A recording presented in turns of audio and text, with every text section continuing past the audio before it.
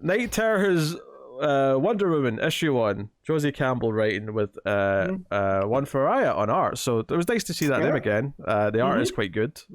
Say that up front. It's definitely not the best I've seen from him though. No, that's fair. But it's definitely not bad. Also, this just should have been a Justice League Dark, and we don't have a Justice League Dark book. Yeah, I don't know why this was called. Was just Wonder Woman. It was a Justice League Dark time. Maybe they thought Wonder Woman would sell more. Yeah, and it probably would, to be fair. So, but Josie Campbell, this one was fine. That's the one that I had the least amount of gripe with. The best of the 3 so far this week. What's still not good, but it's less offensive. But I do, the inner dynamics between Constantine, Diana, and Detective Chimp at the beginning I really liked. And the running joke of the organ grinder being Detective Chimp's nightmare. I thought that was a lot of fun. But we talked about origins and stuff again, and the whole thing leaning into Diana being a demigod. And that, her nightmares that she's going to turn on the people she cares about. Yeah, it's a little bit less overt than some of the other ones. It's not like they're the one defining incident in her life. Yeah, I mean, this was... I didn't really like it. Like, obviously, it's not fitting the formula of the other two. But I got annoyed, though, because it felt like it started off like it was in the real world. But then as it went into this maze stuff, where they went into, like, the nightmare realm or whatever, it felt like it just kind of became... like the other ones as it went on. As well, with the stuff with the maze, it felt like it was doing what we got with the Zatanna and Robot Man. Yeah, but not as good. But not as good. And even that wasn't like amazing, so it was like really frustrating. Yeah, because when you get to the point where the lasso turns into barbed wire, and then it's like, okay, this monster comes out who's like, claims to just be Diana's true self or her inner monster or whatever. And we get, and there's a couple of nice 2-page layouts with fights, and just from an art perspective, the art looks. That's where the art looks the best in the issue to me.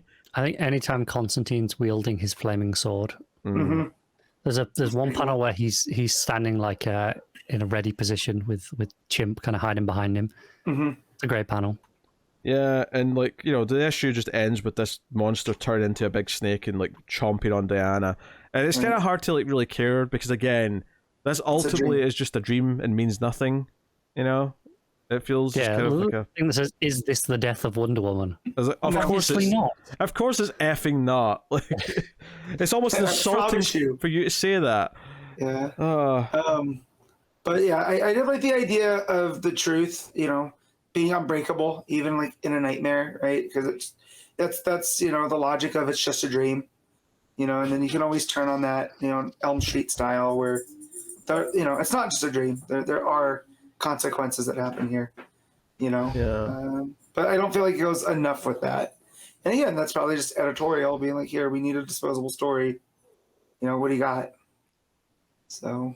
Yeah. And Wonder Woman's in like a weird place as well, of course, because its new run's just about to start after this. So it's not like there's even an ongoing team right now. Because same thing with Flash. Yeah, because there's no way that they'd tell like, hey Tom, do you want to do a couple of weird issues before your run starts? He's like, no, I did this before with Batman. It didn't go over well. Exactly, like his issue 1, like Batman issue 1 was great, but Batman Rebirth issue 1, which was the week or 2 weeks before, was a really just weird nothing issue. I think I assumed Matt was actually referring to his nightmare stuff. That didn't go down well. Oh right, okay. He's like, I don't want to get tangled up in more nightmares. Yeah, that's what I was referring to. Sure. So, but the weird thing is though, is I probably, as much as we had a lot of problems with those nightmare issues at the time, I think I probably enjoyed most of those nightmare issues more than I've enjoyed most of these tie-ins. I didn't. All right, fine. Tell you the truth, I don't remember a lot of them. I put them out. So, but yeah, no, this was fine. Like. It was good to see Faria on there again. Is that how you say it?